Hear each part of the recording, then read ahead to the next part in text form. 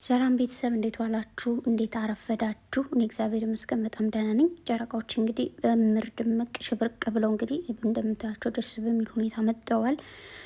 በብሩኬ ነው የመጣሁት በነገራችን ላይ ማለት ነው። የሆነች ቦታ ተደብቄ ነው፣ የሚመች ቦታ ላይ አይደለሁም።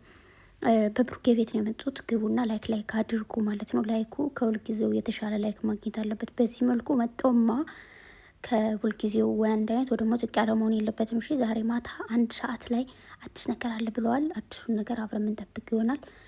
እግዚአብሔር ከእናንተ ጋር ይሁን። ሁልጊዜ ከፍ ከፍ በሉልኝ። ያሰብነውን እንግዲህ ቀስ በቀስ እያሳካችሁልን ነው።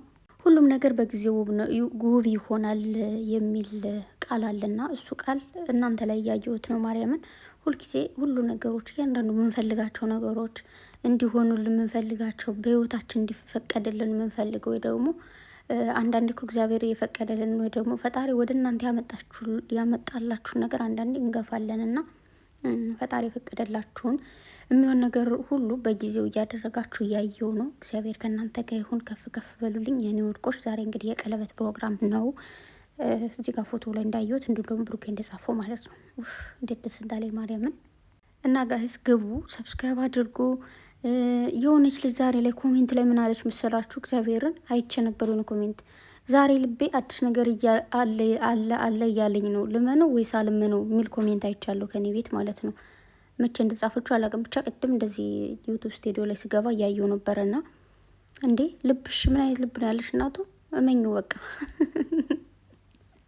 እና ይመችሽ እግዚአብሔርን። ወይ ፎቶውን አይታ ምናምን አይደለም መሰለኝ፣ ምክንያቱም ከጠዋት ነው እንደዛ ኮሜንቱን ያየሁት። ከዛ እነሱ ደግሞ ፖስተው ከ40 ደቂቃ በኋላ ምናምን ነው ያየሁት ማለት ነው።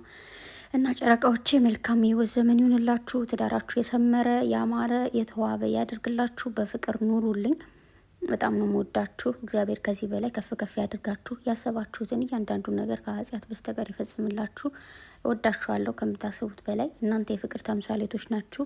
የበጣም የብዙ ነገር ከእድሜያችሁ በላይ ብዙ ሰውን እያስተማራችሁ ያላችሁ፣ በስራችሁ ደግሞ ብዙ ሰዎችን የያዛችሁ ሰዎች ናችሁና እግዚአብሔር ይጠብቃችሁ። ከምታስቡትና ከምትገምቱት በላይ እወዳችኋለሁ። እንዲሁም ደግሞ ከኔ በላይ ደግሞ የሚወዷችሁ በጣም ብዙቶች አሉ።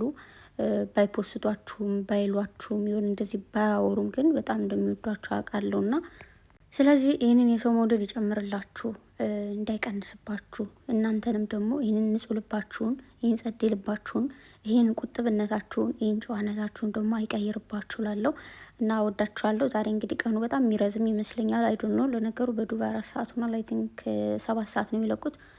3 ሰዓት ምናምን ነው የሚቀረው ማለት ነው። አይ ቲንክ እኔ ከቤት ልወጣ እችላለሁ። ብቻ ወዳችኋለሁ። መልካም ቆይታ ይሁንላችሁ። እየገባችሁ ላይክ አድርጉ።